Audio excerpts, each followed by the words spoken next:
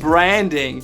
Do you have a clear idea how do you want to represent your brand? That's everything from colors to fonts to logo, everything. If you have that information already, I want you to simply create a folder and put all that information in for us. So when we edit your videos, so create your worksheets and PDFs and swipe files, all that good stuff, your brand is aligned with every single way. So when they open the worksheets, it looks the same. When they open the videos and see your lower thirds or graphics, it's very aligned with your brand, so you're not all over the place. So if you haven't thought about that yet and you haven't spent some time, we have some resources for you where you can select colors, you can see what each color communicate, you can see the fonts that we offer, and you can decide how do you want to represent your brand. If you haven't spent some time on your brand, I would really suggest that you sit down because it's really, really important. How do you want to represent your brand?